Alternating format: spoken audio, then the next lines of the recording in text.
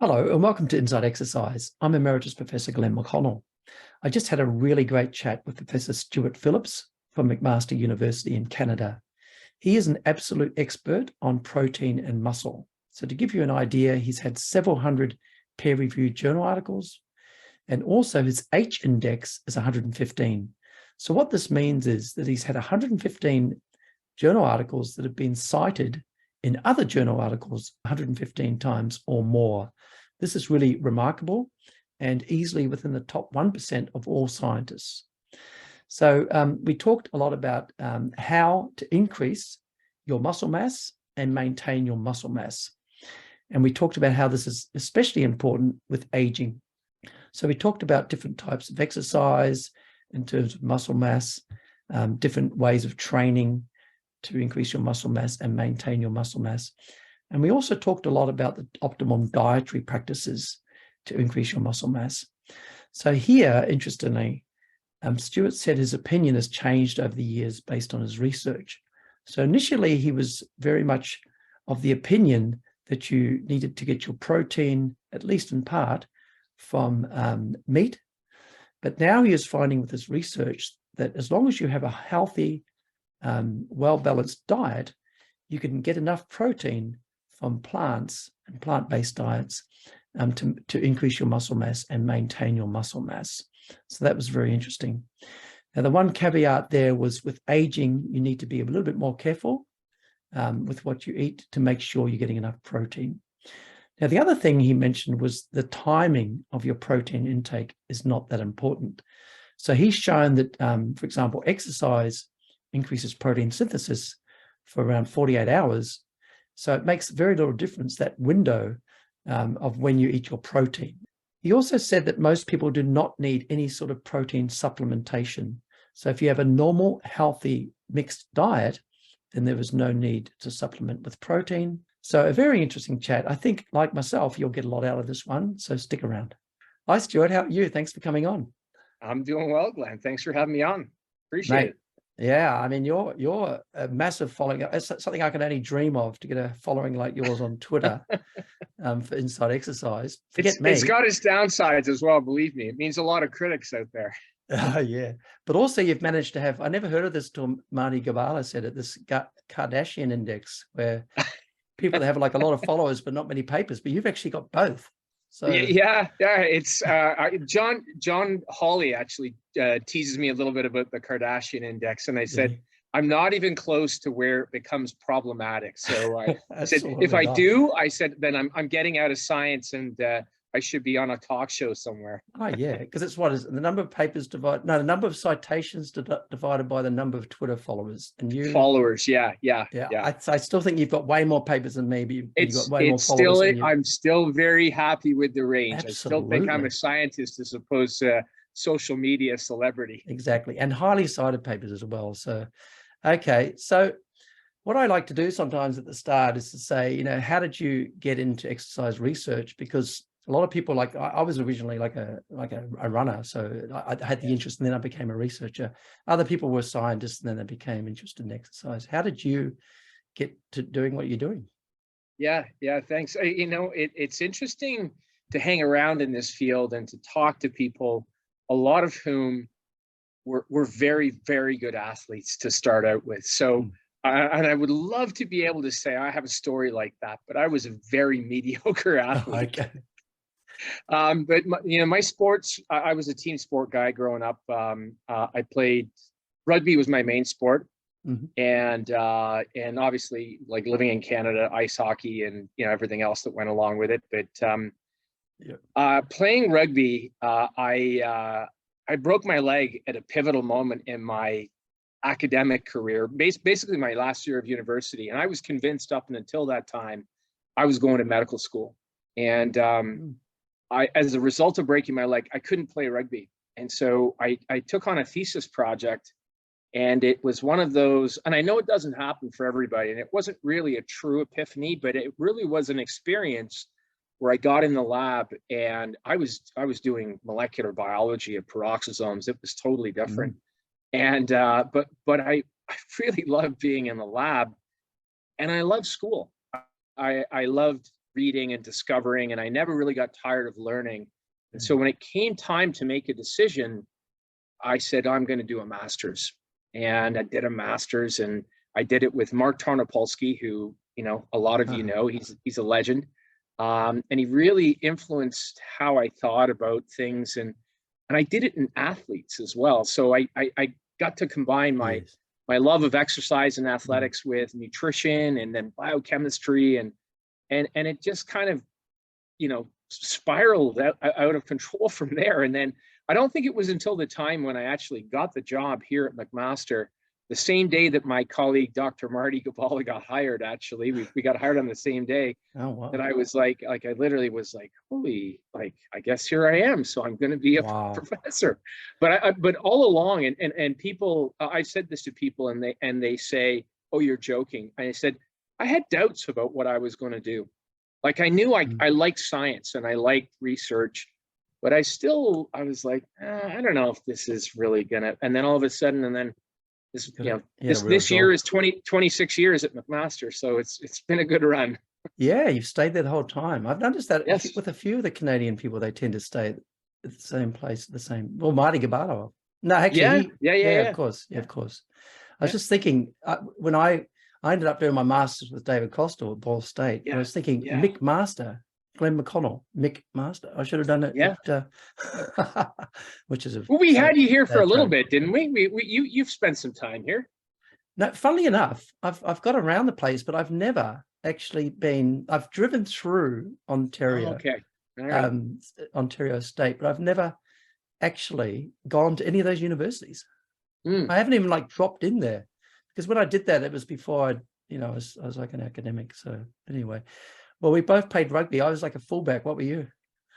What was I started out because I was much smaller. I was a hooker, but then I graduated. But when I retired unofficially, I was a flanker. But I got out of the game of rugby when guys who were bigger than me were wingers. You know, and you know the generation of that game where it just started to. All of a sudden, I was like, I got to get out of this. Well, actually, this is a good little intro to the topic, right? Yes. Of how they got bigger and stronger. But I guess, okay, so what we're going to talk about today, and everything around that, of course, gaining muscle to combat losing muscle, which made me think a little bit is, you know, as people get older, they start to take more of interest in like aging research. And it is something, and I had Michael Joyner on here, which is great. And he was saying he wants to maximize his muscle mass before he gets to 70, because then after that he thinks it won't. So that maybe that's a good sort of way to start talking about this. Why would you want to gain muscle to combat losing muscle? A bit like bone mass, is it almost? Or? The parallels are striking, and I think this is sort of what we're beginning to realize now is that you know, you know, your description of Mike and his, you know, sort of more, hey, aging is important.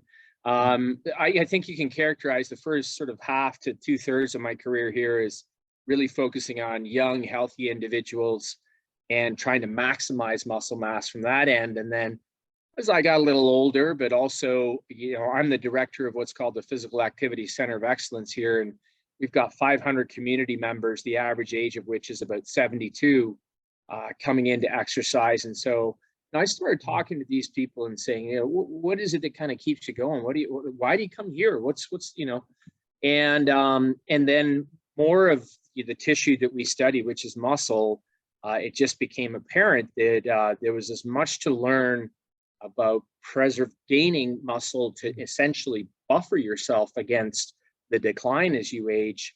And that then sort of gave us another lease on the research that we're doing now. So I think the analogy with osteopenia, osteoporosis is pretty similar. It's not like the precipitous decline that you get in women after the menopause, although there's probably some suggestions that muscle shares some of the similar etiology because estrogen, you know, in women has some degree of muscle preservative properties. But in men, it's the same thing. So age-related sarcopenia is this sort of slow decline. But so start out as high as you can to buffer yourself against some sort of, probably, I think it's disuse event we like to refer to them as. And hospitalization, sickness, that sort of thing. And in that sense, then I think muscle becomes a functional reserve, and an ability to buffer yourself against a COVID stay, an ICU, an operation, a cancer treatment, lots of different things. And, an age, unfortunately, is the major risk factor for all of those types of chronic diseases. And a fall's a major. Yeah. Yeah. So I'm interested, I guess, because, it's the same with VO2 max. People go, oh, you lose 1% per year, or, your heart function, whatever it is.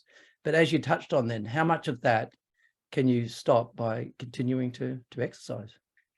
Yeah, it's a good question. It's a hard one to answer because, interestingly enough, a lot of the data about the decline in VO2 max comes from longitudinal studies of masters athletes, and we don't have the same body of data in people who are lifters.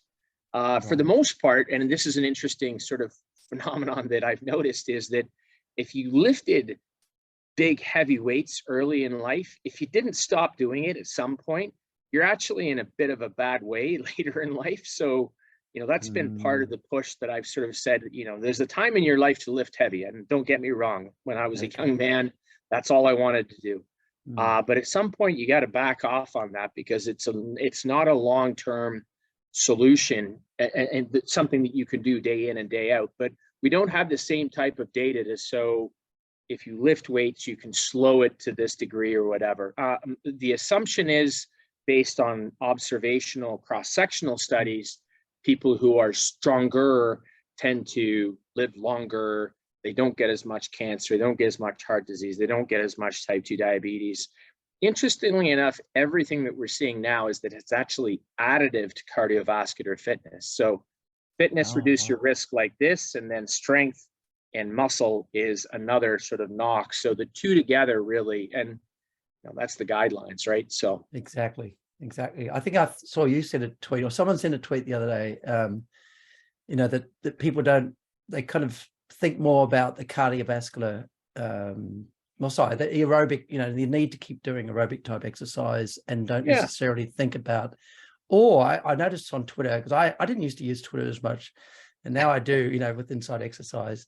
I see all sorts of stuff, and often it's like the other way. It's like all they want to do is talk about doing weight training, and they don't do any, cardio. Yeah. So, I mean, I think the ethos of the answer to the question is always do something, because it's a lot better than doing nothing. And it's, taking people from nothing to something is the biggest reduction in risk for everything. We know that. The what of what you do is an interesting question, and that's become a little bit of one of my more recent, I'll call it, sideline obsessions, is to try and begin to get people to realize that, and I think this is probably true, and I forget who said this on Twitter, but essentially being cardiovascularly fit gets you to, let's call it, old age, whatever that is, 60, 65, without any sort of major chronic disease setting in. But being stronger at a certain point in your life, particularly as you get older, I think becomes the rate limiting parameter for doing particular things, like standing up and getting out of a chair. That's not a cardiovascular phenomenon. Going up and down stairs, heart, butt, legs too. So I there's reason to believe that doing both is better for you, and the evidence is beginning to accumulate. But I've done these talks at ACSM and lots of other places where I've said, if Ken Cooper from longitudinal aerobic study, Ken Cooper, were a lifter, we all know a lot more about lifting, but he was a runner, and him and Stephen Blair, and then et cetera, they've inculcated physical activity guidelines with aerobic fitness, as they should. But I think we're beginning to appreciate the role that strength and muscle play a little bit more now. Okay. So do we need to talk, I think we do need to talk about how to maximize your gains. I guess people are going to be interested in that. So, how often, and I know it's kind of basic, but how often, how many sets, reps, all that sort of stuff. But again, as you said, the main thing we want to do is get people to do exercise. That's the difficult one, because in some ways you just want to keep it simple, because the more complicated you get, they'll be like, hang on, did Stuart Phillips say I should do 3 sets or 2 sets? Whatever. And then it just gets so complicated they don't do it, or, you know what I mean? So, yeah. I think that there's sort of generic advice that, you know, if you've got completely novice, untrained people, the guidelines have probably got it right. You know, 2 sessions of strengthening exercise, and the type of strengthening exercise that I talk about and that most people in the field talk about is weightlifting. And I do know that, you know, some people have a beef with the fact that when they classify certain activities as strengthening, they might say, oh, you know, Pilates is strengthening. And it is to a certain degree, but it's not the type of strengthening work that I'm talking about. So it's resistive in nature, trying to move a load that, you know, an external load that's heavier than you would normally do, or for a certain number of repetitions. Then we get into the debate, then becomes one of, you know, what are the maximum, you know, sets, reps, frequency, type of, you know, free weights, et cetera, and it gets really complicated. And when I back out and take a bigger picture look at that, I say to people that if you accept the fact that when people talk about engaging in resistance exercise and self-report, you've got about, you know, I think it's pretty similar in Australia and probably most of Europe, the UK, Canada, and definitely the US. It's about 10% of the population. So, so I'm talking about the 95% or the 90% or whatever you want to call it. I'm talking about most of the people, and not the advanced trainers and periodization and, you know, these sorts of things where you begin to get into very, very subtle twists, much like running, right? Like, running's good for you. Yes. So go out and run, or go out and walk. But once you've run a lot, and if you want to be a better performer, then, you know, just going out and running isn't enough. You got to have a track workout. You got to have a threshold workout. You got to know how to, you know, get your volume, period, you know, and the complexity becomes, I suppose as soon as you start involving equipment, it gets even more complex, you know. And it's like, well, and that's it. And, you know, running is running.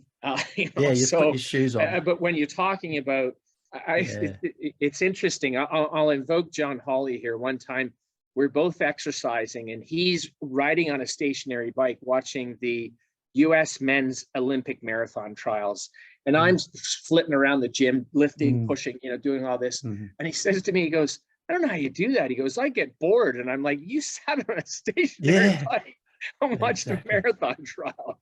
I'm like, but no. I totally get that, because I could sit in a chair and watch a marathon trial. So. Yeah, well, and so fair play, but I mean, I think the point is that you're boring, right. No. To the point, a lot of people get confused. You know, what should I do? How much should I do? So we've begun to try and sort of coach people, particularly the older people in the facility we have, to use effort as a guide. And so, you know, rating a perceived exertion. At the end, are you at a 10 out of 10 and in the red zone? I don't need you to be there, but I'd like it if you could get to a 9 out of 10 in the yellow or in the orange, or an 8 out of 10 in the yellow. And they go, oh, well, how will I know? I said, keep doing it. You'll get a sense. And at the end, and they're doing that 8th one, and they're like, I could probably do a couple of more. And I'm like, you know, so that becomes the repetitions you have in reserve. And I'm like, you're good. You don't need to do those 2 more. Like, I don't need a spotter to help you with that last one and do this sort of thing. But if you're working at about an 8 or 9 out of 10, you're getting a lot of the benefit that you want. And the analogy I always use is, you dip a cloth in water and you squeeze it, and the first turn, a lot of water comes out. And then you squeeze a little more, a little less, and then you squeeze in, and then so on the 5th turn, the cloth's turning in on itself, and less water is coming out. I like that one. You've got the benefit, right? You've got on the steep part of the curve. I'm like, rest. I'm like, you know, we're not going to turn you into some, you know, world record holding power lifter, but I want you to have a better quality of life. I said, I'm pretty sure most of that comes with hitting that kind of sweet spot of, 7 or 8 or 9 out of 10. And every now and again, maybe you do the 10 out of 10. Like that maybe shares some parallels with, the Marty Gabala hit sort of. Every now and again, it's good to push the ceiling. Don't need to do it every day, but it's not a bad idea. That's good. It's funny, rating of perceived exertion came up again because I had Samuel Makora. Oh, Makora, yeah, sure. Very different concept, but during that I said how David Costal would back in '89 when I did my master's there, he'd be he liked the RPE because he said it brings together all the your lactate, your heart rate, your breathing, it brings it all together, and it's just come up again, which it hadn't really come up. It's a simple concept, but I agree 100%.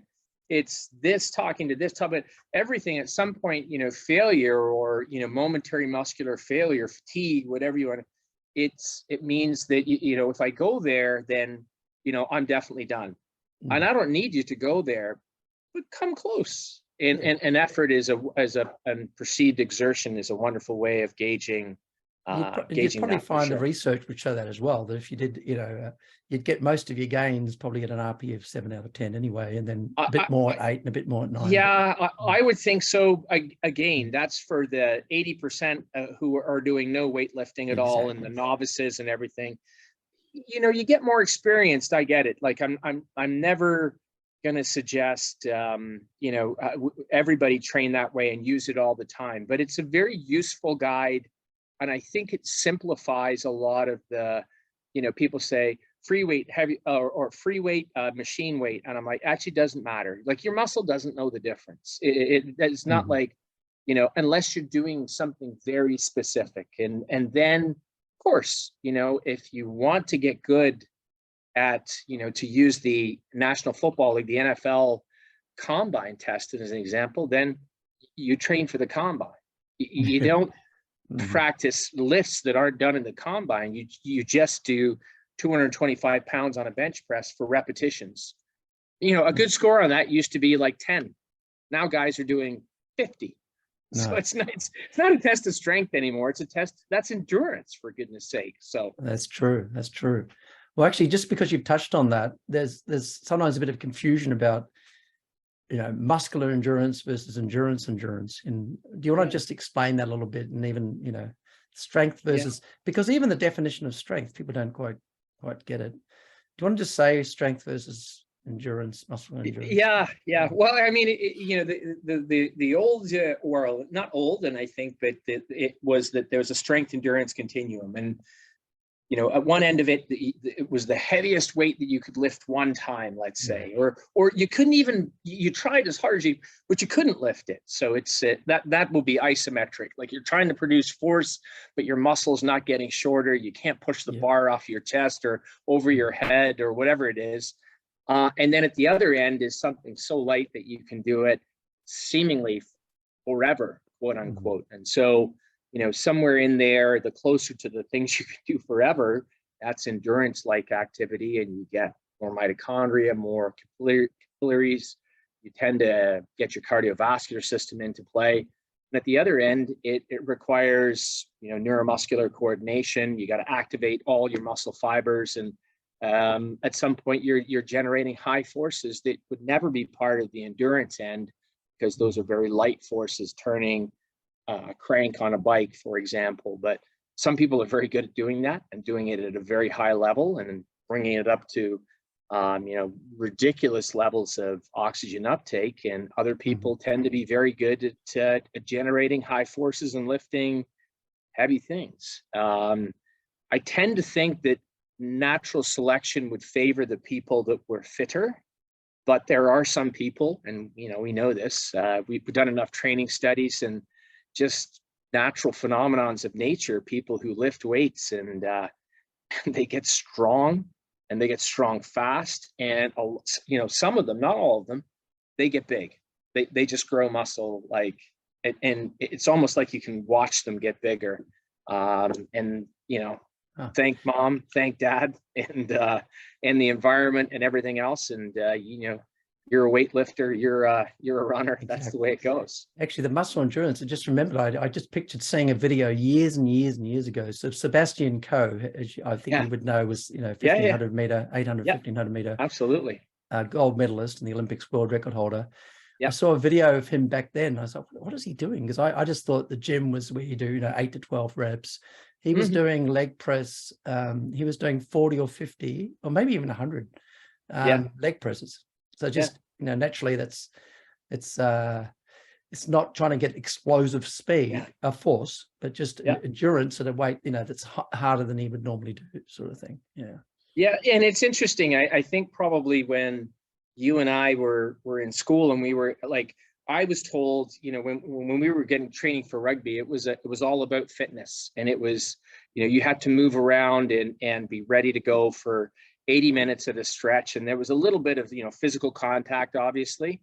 Strength was an issue, but it was, we trained for fitness. And then this sort of strength became part of it. And, a lot of runners, I'm sure, were told, don't lift weights, it'll just make you slower.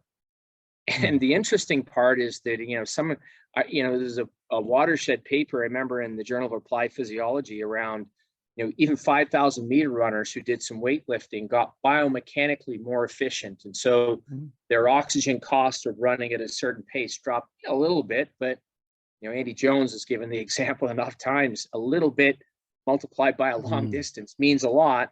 And I think that people begun to realize is that you could be fit, and that was good. And if you're a big guy and you were fit, even better. But if you're a big guy and you were fit and you were strong and you had power, you could generate force quickly all of a sudden. And, so no problem if you're a front row or a second row or back row.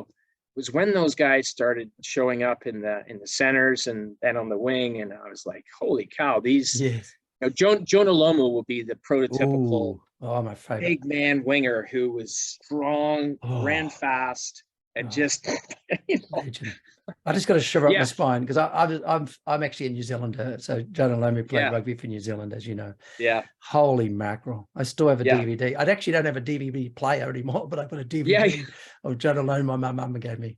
The highlight, like he just broke the mold. He was the guy that combined all of the things. And I think began, for me anyway, as a physiologist, to think like, wow, like you can be big and fast and fit, and all of a sudden you put all of that in, and now I don't know who it is in what sport, but there are a lot of examples of athletes who have mastered the ability to combine all of those things into one package. Football, NFL linebackers are a prototypical. They're big, they're strong, they're fast. It's crazy. Actually, just that point there about the 5,000 meter runner during strength training. Yeah. I guess my old-fashioned thinking there was that would be for injury prevention mainly, but you're saying it does actually make you a little bit more efficient. I wonder if you know how. Just a touch. It's not a huge effect, like I said, but it was enough to improve the running economy of those individuals. But I don't disagree at all with the injury prevention, and I think that probably goes, and you could get Keith Barr on here and talk about connective tissue properties, and maybe not the muscle so much, but definitely the ligament, tendon issues and everything else that go along with that. And I think that's probably where a lot of runners and that sort of thing would say, I have issues with this. You do a little weight training, all of a sudden you find some of those issues tend to settle down. So I guess it's easy to see with cyclists where, the movement they're doing is, really burns your quads. You feel like if I was a bit stronger, I could go harder. It really, you could see that with cyclists, right? And it would make sense almost that each contraction would be less, close to your maximum, which has to help, right? Right. All right. Now, I know people are probably going to be keen for us to talk about protein, and it is part of it. I've actually... a thing I've had in my head for a long time, and I think I tweeted about it at one stage, and you may have liked it as well, and it may be totally wrong, but I think it's a good place to start, is when I learned, and this is like 1986 to 1989 was my undergrad, I learned, that 0.8 grams per kilogram per day of protein is what people need, And then the paper came out. I can't remember who it was, classic. So they said 1.2 to 1.7 grams per kilogram per day. Yeah. If you're an athlete, maybe 1.2 at the endurance end and 1.7 at the strength end. And then it was like, hang on, but the average American gets 1.5 grams per kilogram per day anyway in their diet. And the people that exercise more are going to eat more, unless you're in the Herman Ponce school, which I had him on. But, you know, generally you're going to eat more. So then I'm like, hang on, doesn't everyone get enough? Okay. And I've seen you've tweeted about that sometimes where anyway, so why don't you tell us about that? Why don't you tell us about that? So I think you and I, we were probably around the same age when we were hitting undergrad and grad. When I did my master's, I worked with Mark Tarnopolsky, and it was probably Mark Tarnopolsky or Peter Lemon's papers that you were reading, nitrogen balance in athletes, and they've actually found the higher requirements for protein were endurance athletes. And everybody was like, what are you talking about? That's crazy. But endurance athletes, they burn a lot of fuel, right? And even though protein is a small amount of the fuel that they burn, a small amount multiplied by a lot of endurance exercise, you begin to burn protein. So your needs for protein. So it's probably about 1.7 grams for the endurance athletes and about 1.2 for the lifters. Now the lifters were big, really big bodybuilders, and were in a very high state of training. And when you look at their bare sort of needs, I think that's probably right. I think those messages are probably right. I think and it's a subtle difference to understand the difference between need and then what you can take in to optimize your adaptation. And the two are well, one is ostensibly anyway easier need to measure than optimization, and it's hard to sort of know where need becomes, optimization becomes just more and more protein and you're not getting anything back. Fast forward through probably about 2 decades worth of research, and I was convinced that protein requirements were definitely up here, and people needed to pay attention to timing and all kinds of things. And, things change in science. People tend to get upset when you change your mind, but that's the way that science works. And I wouldn't be a good scientist if I didn't look at some of our own data and sort of say, you know what, here's the deal. Protein adds a little bit to muscle mass gain. How much it adds is trivial. Most of the gains that you get come from going to the gym and lifting weights. Protein adds a thin slice on top. That's how much need, a thin slice of meat, rather. Well, that's it. People want to have steaks every 2 minutes. A thin slice on top. And that's the evidence. I mean, that's there are the data. I think when you look at the endurance question, I think it's even probably a thinner slice. And to your point, if these people are matching their energy intake with their energy expenditure, which they are unless they're trying to lose weight, then even if they're eating a standard sort of mixed diet, they're getting enough protein. I was on a podcast with Simon Hill and talking to Chris Gardner out at Stanford, and we were both sort of, I think Chris was like, we don't need that much protein, and I was like, no, we don't, and he was sort of like, right. So it's meant to be like a debate, and he makes the point, and I think it's a valid one, is that most most North Americans are getting enough. I think the only population I worry about, and now with the focus on aging, is older people, who we now know, and Luke Van Loon and Phil Atherton, Blake Rasp, anybody that studies older people will tell you that they become resistant to the normal anabolic effects of protein, much like aging and insulin resistance, if you want to draw an analogy. And so you probably either need higher amounts of protein or better quality protein to make up for that. Or the only other degree of freedom that you have is be as active as you can for as long as you can, because I'm certain that some of that anabolic resistance because we can make it happen in young people by like immobilizing one of their legs. It looks older. And so, the disuse is clearly a part of the anabolic resistance. But I mean, I think Mike in the 70-year-old cusp is probably right, like 70 and 75, and then pick your favorite theory of aging. Things just begin to unravel a little bit. And it's not that you still can't do good for yourself. It becomes hard, mitochondrial dysfunction, telomere shortening, you name it, right? Loss of proteostasis. I mean, pick your favorite theory. But up and until then, you can make some, you can keep yourself in pretty good shape for sure. So again, with the sort of resistance you're talking about, as you say, it's like the insulin resistance, but you're saying, again, if you're contracting the muscle, then you're getting increased, I know, is it GOMA? You may have done the studies as well. Where mTOR activation? Yeah, so when you exercise, you increase the protein synthesis rate for like 48 hours or something. Yeah. Increase leucine uptake. We showed that for, and that was in young people, big volume of exercise, but happens for 2 days. And so, the obsession around the timing of food, the guys with the shakers in the gym, it's ridiculous.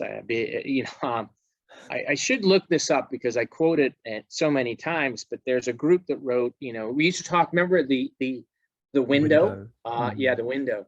So the anabolic window, people say, I need the anabolic window.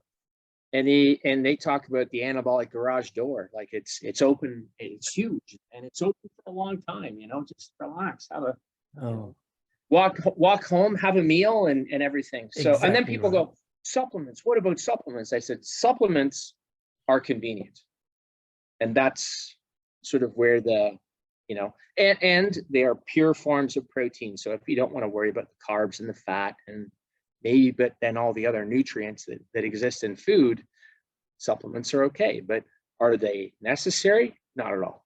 Not at all. No. Yeah, well, that's the thing. I mean, I partly want to get you to repeat it over and over, but maybe at the end we'll do takeaway messages, because it must drive me nuts. It drives me nuts.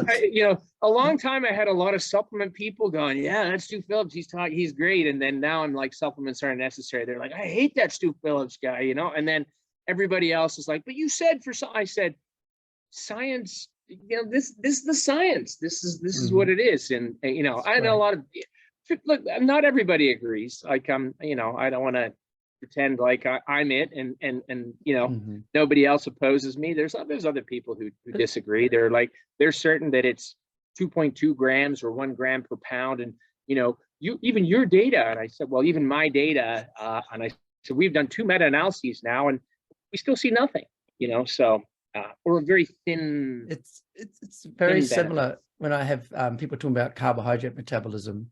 Yeah. We have the same thing with, you got to have all these grams of carbohydrate per hour per day to maximize your glycogen. And we have the same sort of discussions. Like if you're exercising like once a day, even if you're exercising really hard, do you need to have like maximum glycogen at every millisecond? You don't. You just have normal food. Yeah. And I remember I had a participant once, and we worked out that his 25% of his dietary intake was carbohydrate drinks. Just packing them in because he wanted to have it before the exercise, during exercise, after the exercise. Now, as you say, it's the same now with protein, right? Oh, do you have your shake? You do a search. Do you have your shake before the exercise, during the exercise, straight after, like within a millisecond? So you're actually shaking it just before your last set. Yeah. Okay. Interset, just to prevent protein. For a while it was, but still is time restricted feeding, intermittent fasting. I'm doing a day, and people would worry about the proteolysis, like the protein breakdown that would happen on the day when they weren't eating. So they would say, I just ingest some branched chain amino acids. So I'm like, so you're not fasting then? And they go, and in the US there's an FDA quirk that on the label it says, with amino acids, it says 0 calories. And they're like, well, they don't have any calories. And I'm like, well, that's a label quirk. Of course they have calories, but you're probably getting a rise in insulin. And you know what? I mean, insulin is like the it's like the the devil these days, because well, what do you mean? And I'm like, well, protein gives an insulin response too. Whoa, and people have sort of a mild, visceral reaction. So yeah, it's just such a pity that everything's become so commercialized, I guess, that they think about supplements, sports drink. Even I did a study during my PhD. Anyway, I did a study, and I won't say the company, but they sponsored the study, and I used their carbohydrate drink. But then I wrote an article saying how 99% of people don't need carbohydrate drinks because they're just going to the gym, they're just working out 45 minutes an hour, your glucose isn't going to drop that quickly. Yeah.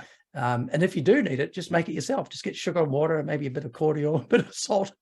And then the company rang me like 3 times in like a space of 2 hours. What are you doing? Heretical, yeah. It's you say that too, and it's been a evolution of my understanding, and just by hanging around with. This is the fun part about the job that we do, right? Is you get to meet a lot of people, and you get to, just through osmosis, listen to really smart people talk about things, and even though it's not your area, just because you're there. And I had the pleasure of sitting in Lausanne, Switzerland, which is it's not a bad place to hang out, right? And being part of the IOC consensus statement that it was the first time the IOC actually said, sports supplements, let's talk about them. And Okay. you shake the you shake the jar, and you're waiting for what comes out, and you pull out creatine, and then sodium bicarbonate, like baking soda, right? And you're like, we've known about that for about 70 years. Caffeine, a carbohydrate sports drink, but only a little bit. And protein powders, but only a little bit. And then after that, like, man, the list falls off really quickly. And like it defies logic to think that Ramon says it very well, right? If there's something that sounds too good to be true, it probably is. That's true. If it is too good to be true, it's probably banned, right? So okay. I can't put it any simpler, but it really irks people to hear that, as if there is some unlocked supplement that is going to release something from the muscle that is just heretofore been undiscovered. And and again, like you said, the main thing is to do the resistance training. That's we said before we came on air, you said I stole your idea or something about, you were thinking when I retire I can do a podcast. But you know what, I've been contacted several times, and I don't even have that many views and things yet, people wanting me to flog amino acids during the podcast. Sure. Yeah, absolutely. But could you imagine? You would just go crazy. Like running a podcast, you would get so many people wanting you to do that. No. And look, I mean, it's fair of me to say, like, we've done some work where, and I have 2 patents, and Mark Tarnopolsky has a company, and they own the patents, and everybody's like, oh, look, Phillips is sold out to the supplement company, and you're probably doing this podcast from Tahiti, and this is just a put on shirt. And I'm like, I have a good job, and I enjoy my job, but it's not like I'm making any. In fact, it's $0, $0.0, right? And same. but people have made a huge issue over that. But in the context where we're or Mark's company is selling them, I'm okay, because it's always in combination with exercise. And the supplement contains creatine. Go figure. There you go. Well, funnily enough, creatine is one that probably does have some evidence. I think it's like the A grade supplement. Like it came. Eric Holtman, and he did a lot of great work with it. Peter Hespel's group, a ton of great work. And time and time again, there's something there, and it works. And now we're beginning to see things like cognitive benefits. And Tarnopolsky is the person who probably he puts all of his neuromuscular disease patients on that supplement. So have a chat to him, because I actually asked him to come on the podcast, but I haven't had any luck yet. All right, I'll push him for you. Don't worry. There you go.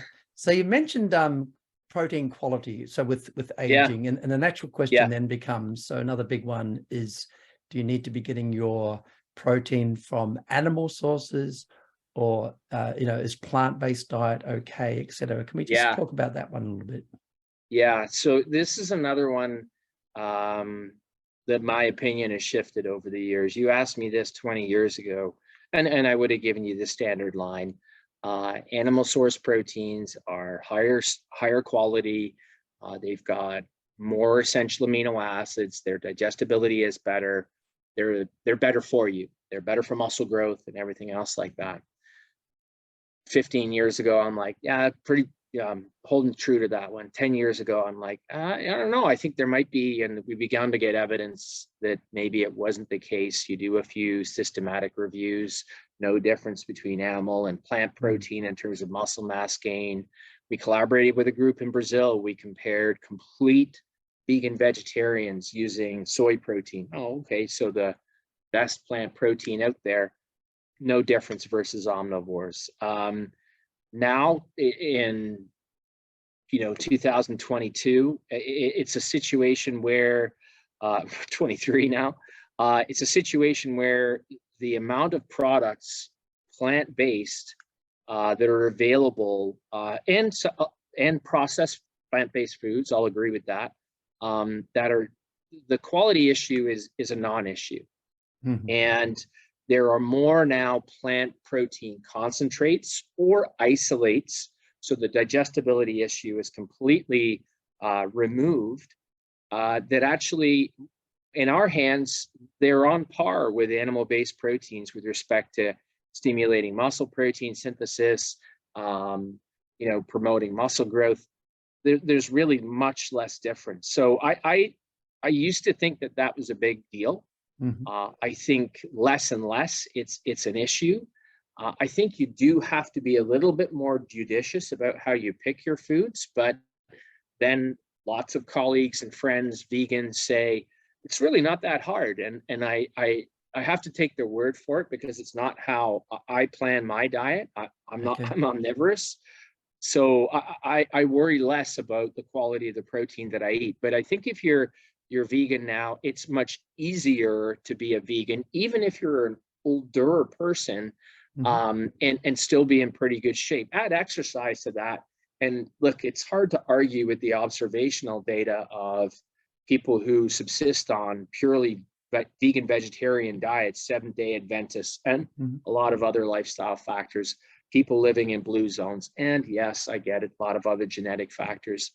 They tend to optimize their health. And, again, I know I'm going to upset a lot of people by saying that, but I think the differences are, if they're there, they're pretty small.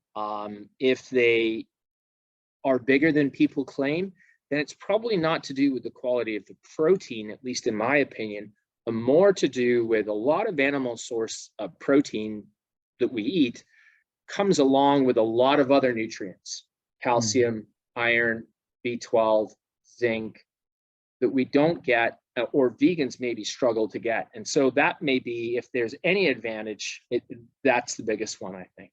What about the growth? Maybe this is beat up, but what about the growth factors they put in some of the meat? Yeah, well, so I think that's stretching it, to be honest with you. Yeah, that's probably a beat up. It probably doesn't end up in the meat, even if they give it to the animal. And people talk about that, but the answer to that question is always just show me some data, like show me some decent data. And the dairy folks have done the best comparison of that with, cows that were given hormones to increase lactation for longer.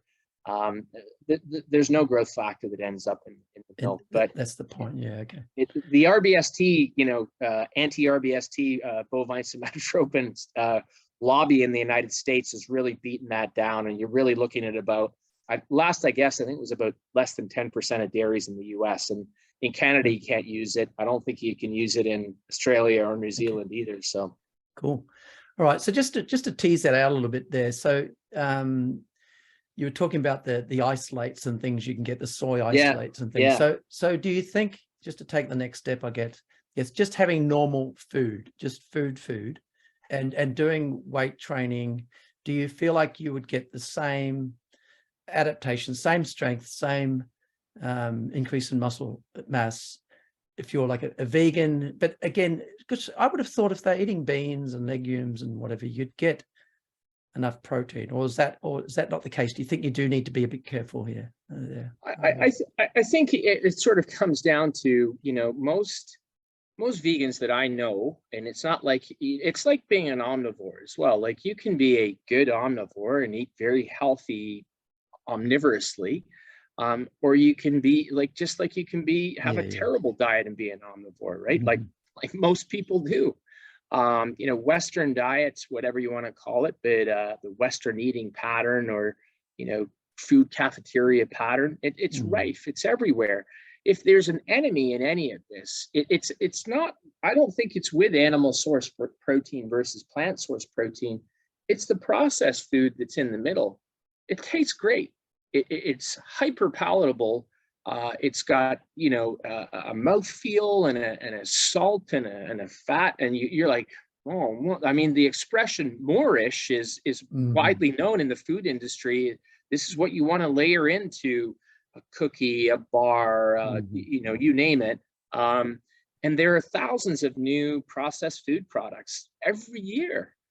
So you know, when I talk to athletes and they sort of, well, what should I eat and everything, I think I go everywhere I go in the world, and that's been a privilege of having the position I've had. You go to the grocery store and they're all laid out the same. I know in Oz it's exactly the same, is that around the outside of the store, so usually dairy, meat, produce, or you know, in some order, stay out there, and man, like, you'll be in good shape. Go down the middle of the aisle, the chips, the biscuits, that, you know, chocolate, everything. Yeah.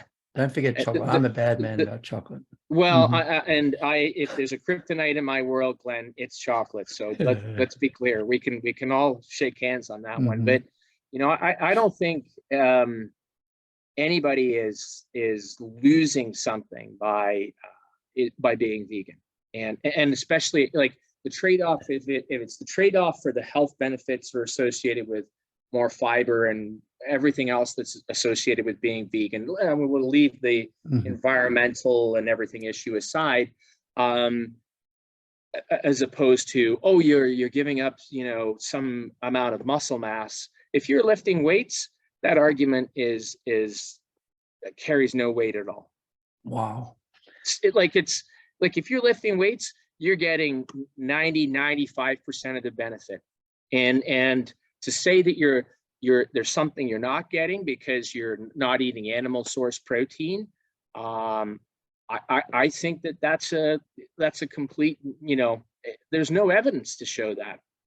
So, and as you say, there's so much junk that people eat. And I know Raul Bescos, he was my postdoc at one stage. He did a study to look at, I think it was nitrates in vegetarians, and it ended up there was no difference between the vegetarians and the non-vegetarians, because the vegetarians ate crap. He assumed that the vegetarians would have more nitrate in their diet. You can be a bad vegetarian. Exactly. You know, I not to stereotype, but I have done my fair share of looking at, you know, diet and food records, and man, you know, some cross-country runners who, for whatever reason, they swear off eating, you know, I don't want to eat red meat, I don't want to eat this.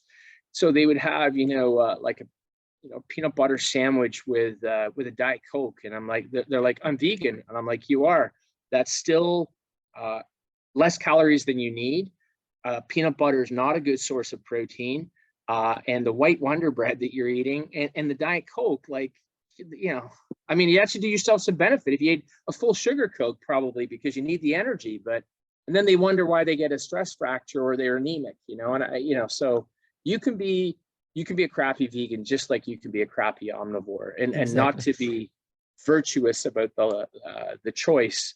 I understand it for a lot of reasons beyond just the food choice itself, but I think the same truism applies. That's the other funny thing you're saying about having a Diet Coke, because you see now these diet sports drinks. It's like, hang on, I thought the whole idea is to get the sugar in there. And you know, the other thing I just thought of is Oreos. I don't want to give Oreos a hard time because they're actually vegan. Yeah. You could go your whole day. You eat nothing but protein bars and Oreos, and you're vegan. I mean, you're lacto because probably the the protein in the protein bar is dairy derived, but you're a vegan. You're not eating healthy, but you're a vegan.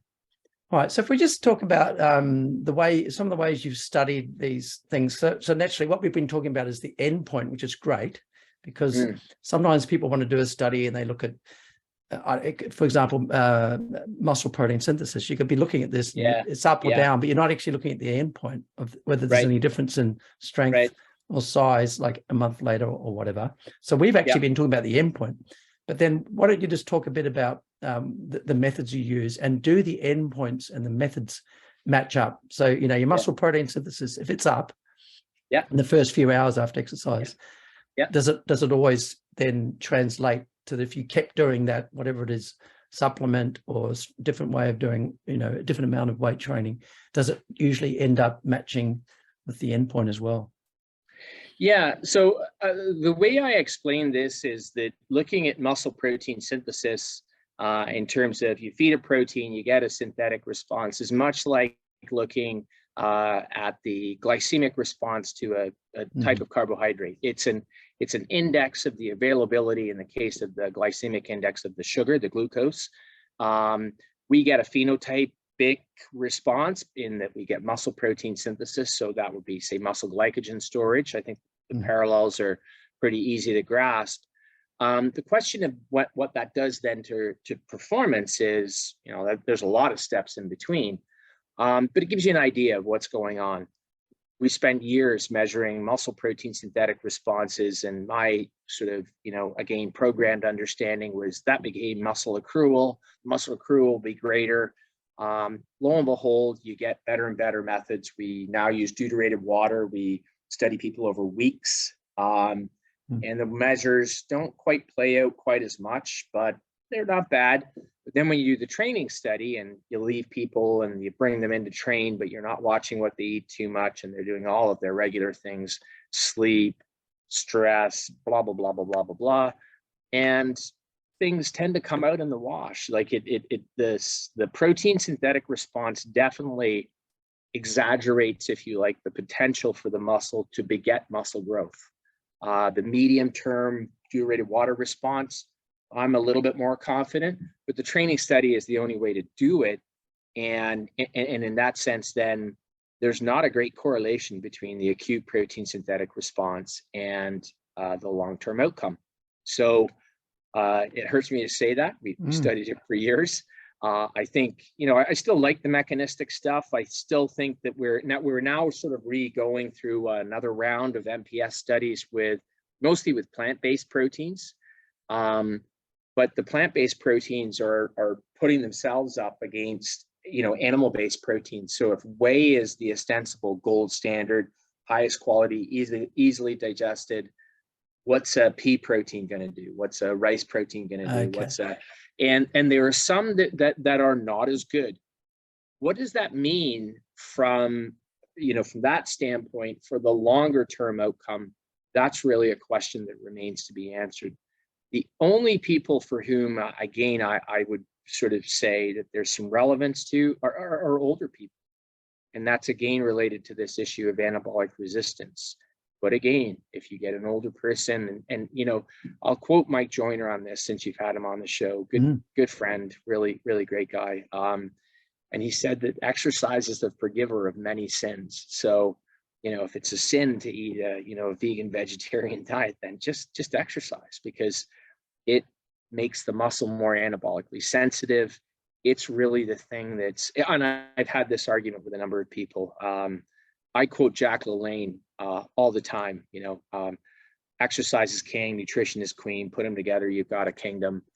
And now I've got Shona Holson, to quote a famous Australian, telling me, and sleep is the prince. And I'm like, okay, fair enough. But my point is that exercise, and I do believe this, like, it's the heavy hand in terms of driving the health benefit. Not that diet isn't. It just, I think you can out exercise relatively poor dietary habits. I don't want to get so far as you can say you can outrun a diet, a bad diet, but that's been the rallying cry for years for people say that it's all about weight loss. And you know, if that's the lens, then you know, you could learn more from Herman Poncer than you could from me, for sure. Yeah, that's an interesting one, because I saw you mentioned Mike Joyner. He wrote an article, I think it was with you, right? About he and I wrote it. Yeah. Outrunning a bad diet. And the funny thing, I started reading just in the abstract, it was talking about to do with weight loss, but I guess I must have just got that wrong, because I always just thought for health. The title was Outrunning Bad Diet, like beyond weight loss. So everything other than weight loss. Okay. Exercise is remarkably good for you. Like the problem with, you know, the weight loss only argument, which is what really drove the anti-carb, high-fat sentiment that was, you know, in vogue. I think it had its heyday, may still be around in certain things, was basically, this is the only way you can lose weight, or it's the only way that I found to lose weight. Yeah, okay. It still works through thermodynamics, and you know, Poncer would definitely agree with that. The problem had been is then, like, so you can't out-exercise a bad diet became the rallying cry for, so why, sort of almost like, why bother exercising? And you know, and you know, my point and Mike's point in the paper was, let's forget about, you know, the sort of mono lens on weight loss as the outcome and the driver of health, and talk about everything else that exercise does. Geez, so I must have blown that, because I just looked at the abstract. Well, if you read the title in the abstract, and the idea is to fish people in with the title. Right? Because then I thought, I made the mistake. Weight loss.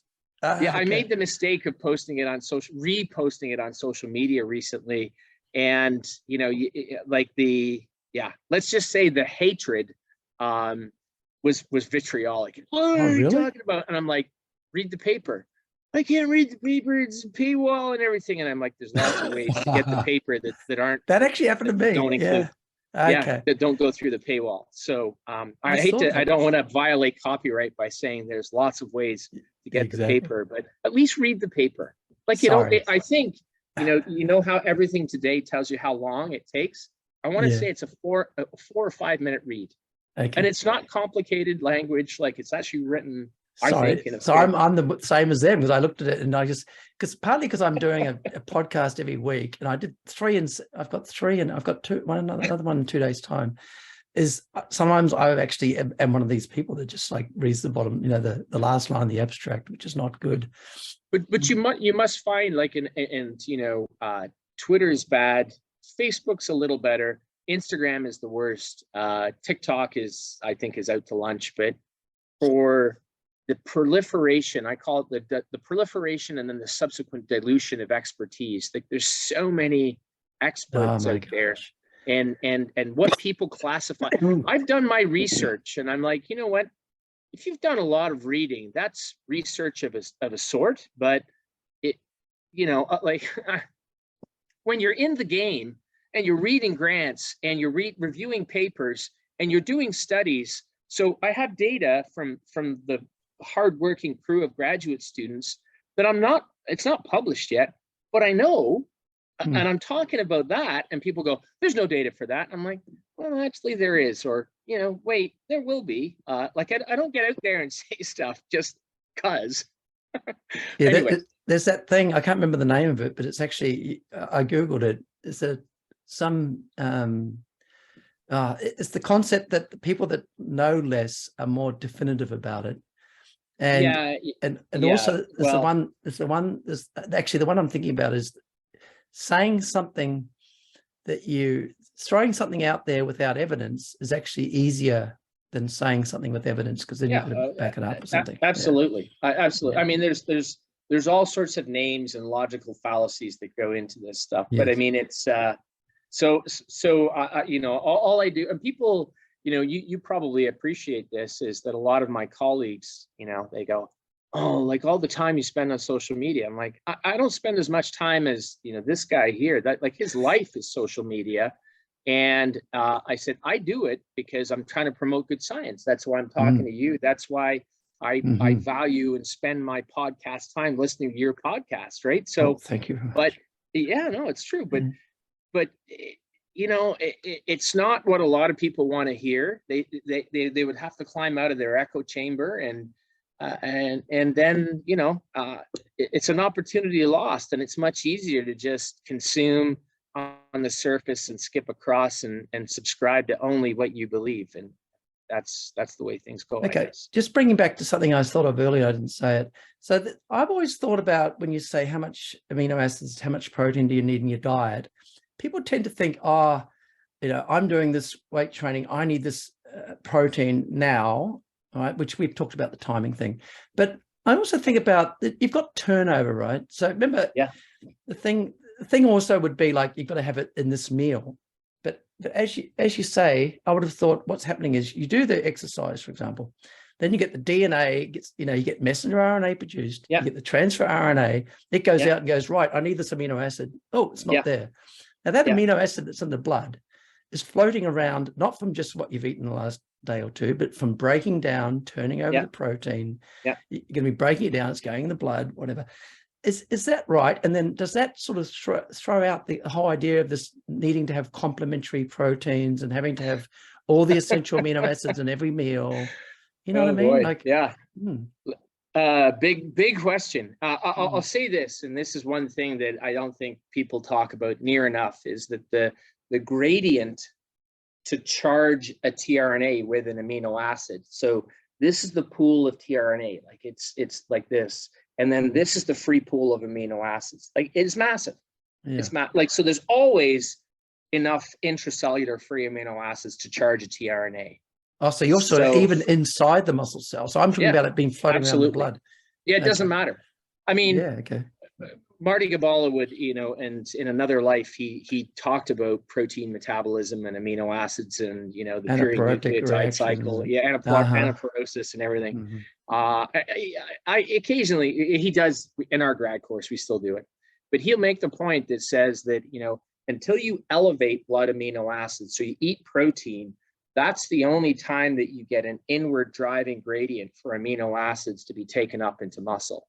Every other time, it actually favors net efflux of amino acids. And as you know, most of what comes out of muscle isn't all of the amino acids. It's mostly alanine and glutamine, nitrogen carriers, right? So I think your point around the turnover is, is any amino acid ever going to become rate limiting? Probably not. But what we've begun to understand now is that the key amino acid that, for muscle anyway, turns protein synthesis on is leucine. And once you have that, it's like the process, the light switch is flicked, and the rest of the amino acids then are the supporting cast. To continue the rate of protein synthesis, you probably do need inward flux into the muscle, despite that massive gradient that I talked about. But the rest of the amino acids then are almost, I talk about them in a supporting cast role rather than being drivers of. They're bricks that are needed to be put into the wall, but at a certain point, even that process turns itself off. Like if it didn't, then all you need to do is eat protein and you get huge, right? And we know that doesn't happen. So there's some feedback that says, okay, it's time to shut this off, even when you're lifting weights. And that's why not everybody who lifts weights and eats a lot of protein gets massive.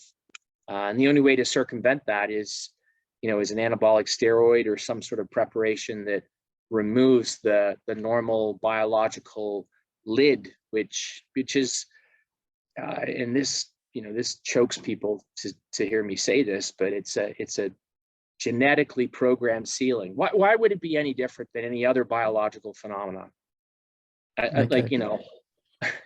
I mean, you probably had aspirations at some point of being a world-class runner, but at some point you realized, shit, I just don't have the right size heart. I don't have, and everything else. And you're just like, you're above average, but so, and it's the same with. I'm actually bitter and twisted about that, to be honest. But anyway, that's well. So me too. You can imagine injuries, my mediocre physiology. I wanted to be this, and I realized, as my dad once said, he goes, "Son, and plus when I played rugby, it was an amateur game, but it just became professional." He said, Sonny goes, the size of these blokes playing over here now. He said, I'd start using your head a little bit more. He said, Okay. Instead of bashing your head against these big, oh my gosh. Yeah. I just remembered I tried to make a bit of a comeback. Oh, that's another story. Anyway, the first tackle I did, I got knocked out.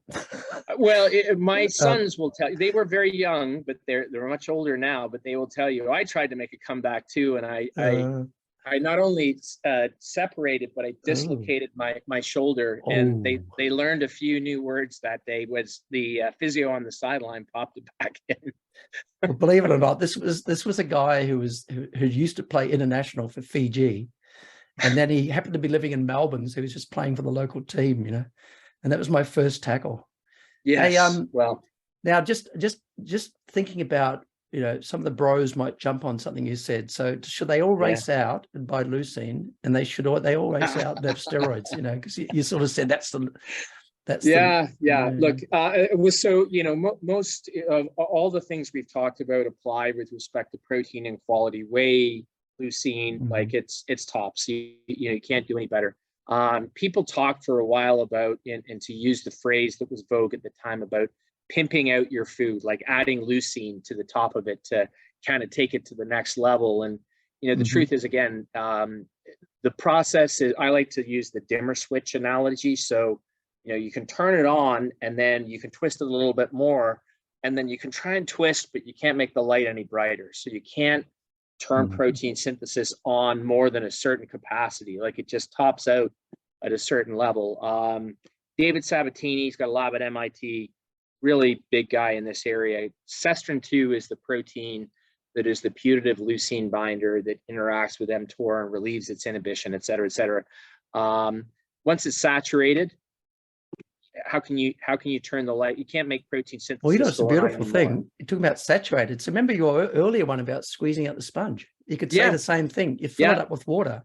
They're not idle analogies, Glenn. They're not idle.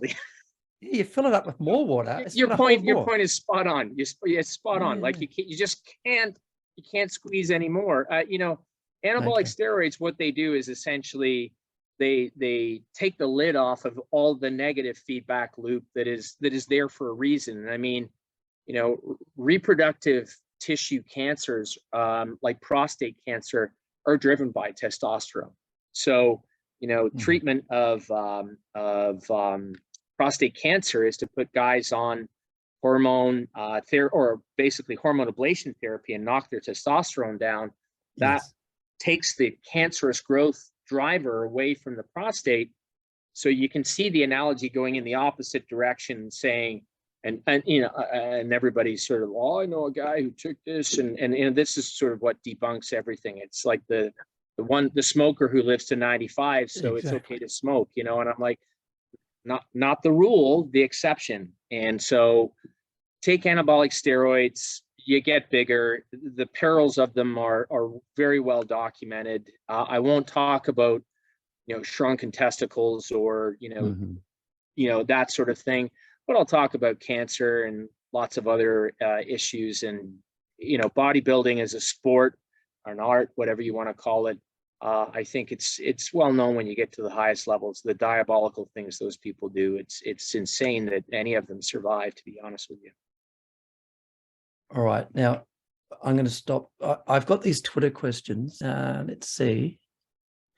Yeah, so we exchanged some tweets this morning, and Henning Bacherhage, my good friend in Germany, was talking about, you know, and I get asked a lot about what are the adverse effects of protein. And for years, you know, when I first started this, it was proteins would make your bones dissolve, and, you know, because they create acidity, and then acidity leaches calcium out of your bones and everything.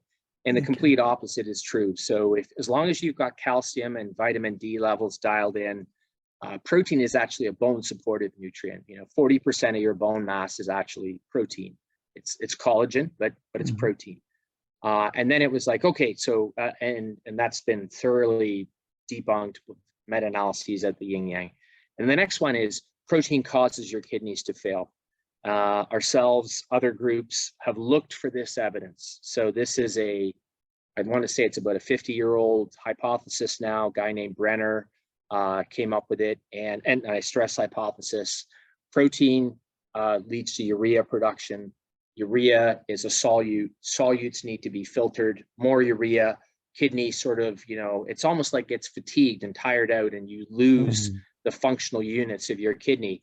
And then the evidence that often gets cited in support of that is that people with kidney failure are put on low protein diets, and that prolongs their survival.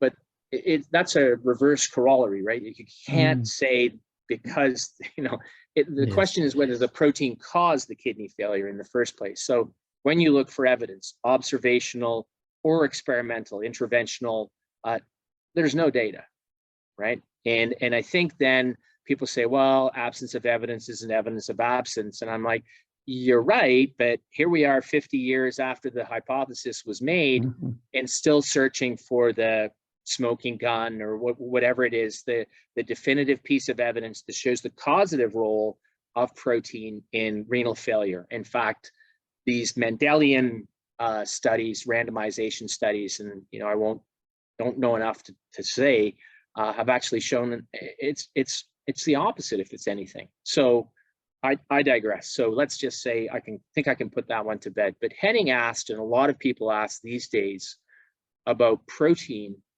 turning on mTOR, and that then contributing to a reduction in longevity, because longevity and overstimulation of the mTOR pathway, they're just not compatible. And so when you deprive it, fruit flies all the way up to, I won't say primates because we've got conflicting data, but short-lived inbred mammals, rats and mice, they live longer.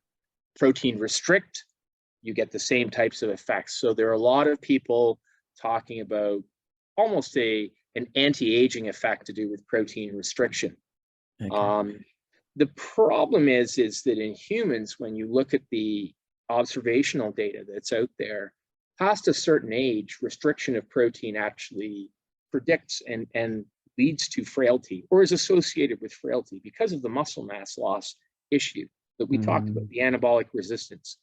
So, and then you look for protein and longevity studies, and of course they're observational. We haven't done the randomized control trial, but when you look at the observational data, it's all over the place. And I think the only truism that I can come up with is that plant-based protein, and I know I'm going to get hate mail for this, is probably better in terms of longevity than animal-based protein.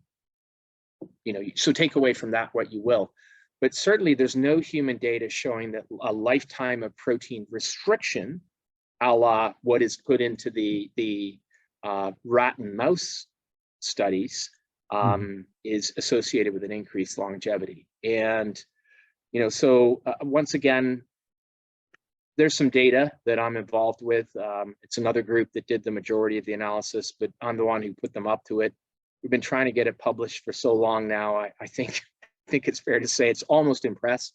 That really turns a lot of this on its head. And, it really debunks the idea that protein restriction, even before the age of 65, which certain scientists promote as being sort of the turning point, if you want, it has no role in the promotion of the types of diseases that are supposed to be killing people associated with protein. The possible exception, and this is where, I kind of draw a line because I think it's small, is that protein is pretty consistently associated with an increased risk of type 2 diabetes. And that may be related to this whole branch chain amino acid signature, which Chris Newgard has promoted. But whether it's causative or association, I can't say. It's observational data, of course. So, but let me say is that I'm really unconvinced that the short-lived inbred rodent data that primarily drives the thesis, the protein restriction extends lifespan, is actually translatable to humans. And there's lots of examples actually, even outside of that, with different species that show the opposite. So that's sort of my take on it's a long answer to which I think I got across in a few tweets to Henning, and I think he subscribes to it. I'm not as convinced by this protein restriction theory as a lot of other people. Add exercise in, and I think you completely undo a lot of the work that's been done in rodents, because it's not combined with exercise. Okay. And I'm assuming most of the rodent studies, they're just sitting in a cage, they don't have a running wheel, so they're chronically, crazily and inactive. The thing, and even the running wheel part is that, like, that would be a start.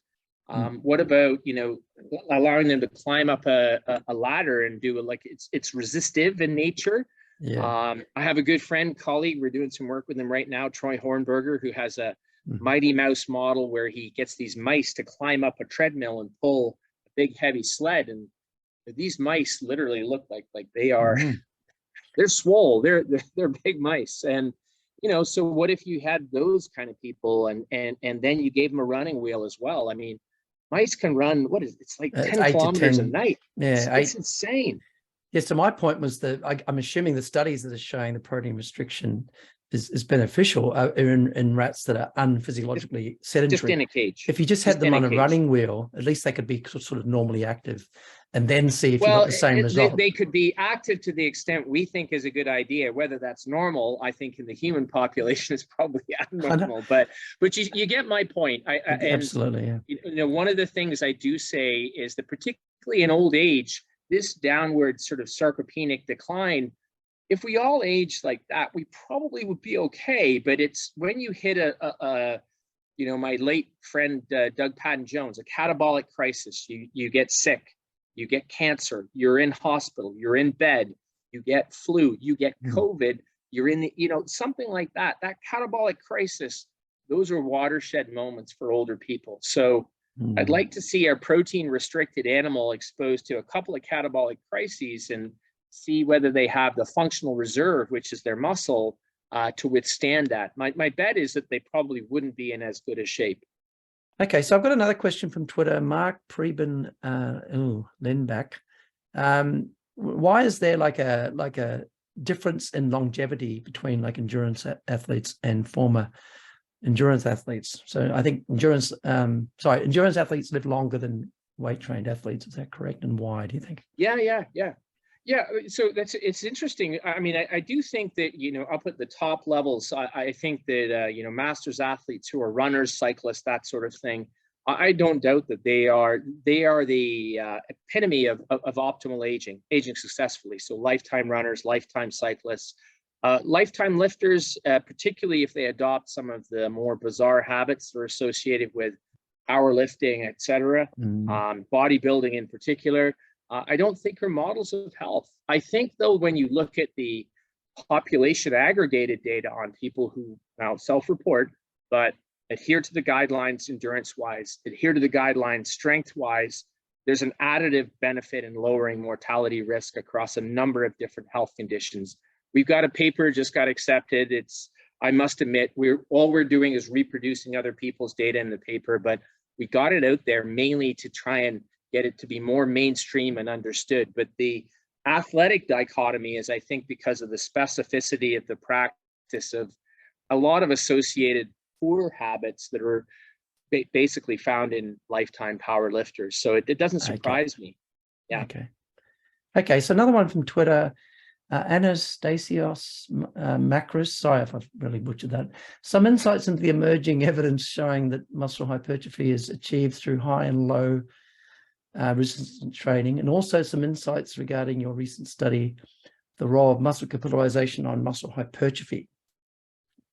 Yeah, I think, you know, the high load, low load, you know, high loads are required for hypertrophy versus low loads are required for endurance. I think when you take both of them to fatigue, it's, you know, beyond debate now that they both work in the sense that they beget hypertrophy.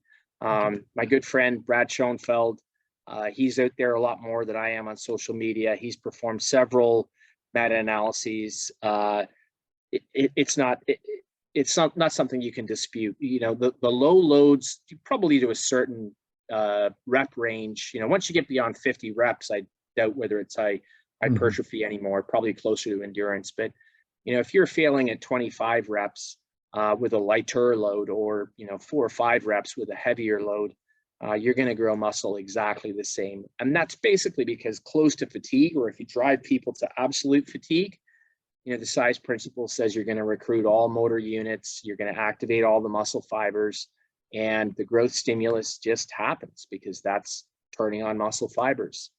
The capillary question is an interesting one, and it was my colleague Johnny Parisi that in his lab, Aaron Thomas, currently a PhD student with me, actually did the study, and they showed that if you did a little bit of endurance work prior to doing hypertrophy work, that you got a greater hypertrophy as a result. They think their thesis was of the capillarization that you got as a result of doing the endurance work. And so it comes back to this issue of blood flow, but not bulk blood flow into a big femoral artery, but the local capillary blood flow that is maybe delivering nutrients or facilitating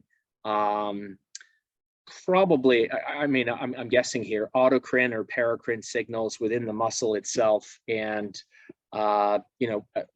facilitating growth.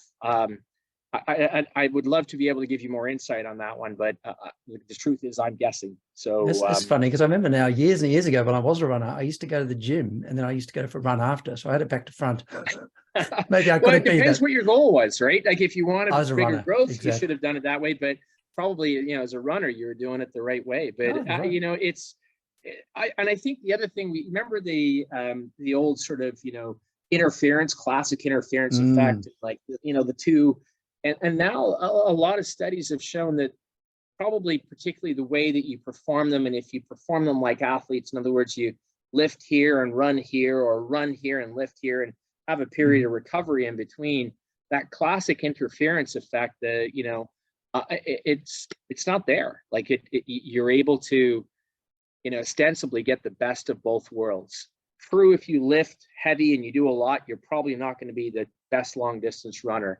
And if you, run and sprint and don't do long distance, same type of thing. Exactly. But team sports athletes and the science of programming these sessions and how they do things, that has come a long way. And I don't think the two are quite as incompatible as we once sort of told everybody all the time that they were. So. Okay, great. All right. Well, this has been great. Thank you very much. How about if we just think, we've covered a lot of ground here, but if we just have, I don't know, 2, 3, 4 sort of take home messages that you'd want people to take on board. Yeah. I mean, I think the biggest one from the health standpoint is, I think resistance exercise and being strong is important, particularly as you get older. I think it's a key part of aging well, and probably needs as much attention as your aerobic fitness. The other one, we talked about protein, and I think most people are probably getting enough through their normal diet. I don't think supplements are necessary. They're useful, convenient, if you like. As you get older, I think people need to begin to pay attention a little bit more to their protein intake.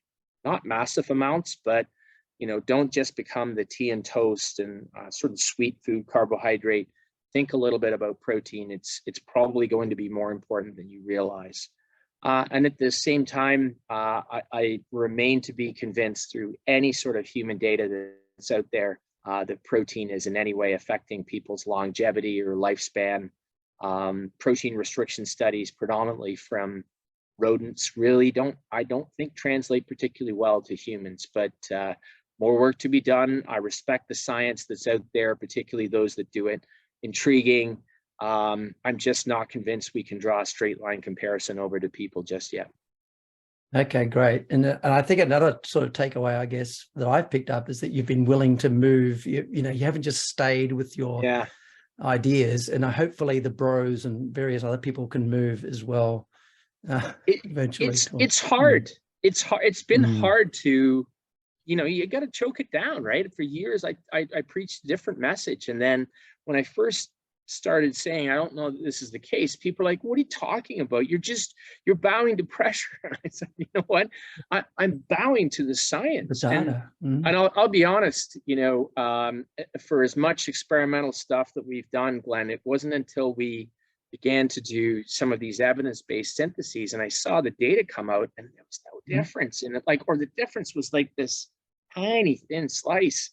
And I just, at that point, I began to say, I'm like, geez, you know, a lot of what I've been telling people, like, it's not right. Or if it is an effect, it's this effect. I still stand behind lift some weights. It's a good idea, but the protein on top is, and I've contributed to that unwillingly. Now I'm trying to set the record straight and just tell people it's a very, very small difference. I think if you can find it, great. I think this is a perfect example and a beautiful example of a so-called negative effect. I've always had a gripe with people saying, "Oh, that's a negative effect. You found no effect." But I think what's more important to show, a plant-based diet is no different to an animal diet when it comes to, how's that a negative effect? Yeah, it's important. I don't know. I think it's just food and exercise, and like, it's become not exercise as much, but food in particular is enormously polarizing. I think it's it's almost politics these days, and everybody eats, so everybody's an expert. And particularly if you find people with a weight loss story, and I understand for a lot of people, like, weight loss and lasting weight loss, that's an epiphany moment. And I don't want to tell people what to do or not to do if they've been able to achieve that, but it doesn't mean it works for everybody. And surely, if there's an example in human evolution, the reason why our species has been around for as long as it has, and we haven't been around for that long, but we've evolved and survived because we adapted, and we're adaptable. If we weren't, we wouldn't be here. Exactly. And we've been around longer than supplements have. Yeah, a little bit. Yeah, just a touch. Yeah. Okay. Well, thank you very much for your time. I know you said you've actually gone a bit over, and your son's waiting out in the car. So thank you very much for your time. Probably. Yeah. My pleasure, Glenn. Thanks for having me on. It was fun. Great. It was fun. Yeah. Okay. See you, mate. Bye-bye. Take care. I hope you enjoyed this podcast. Please like, subscribe, pass it on to your friends and colleagues. Check out the other podcasts. Thanks again.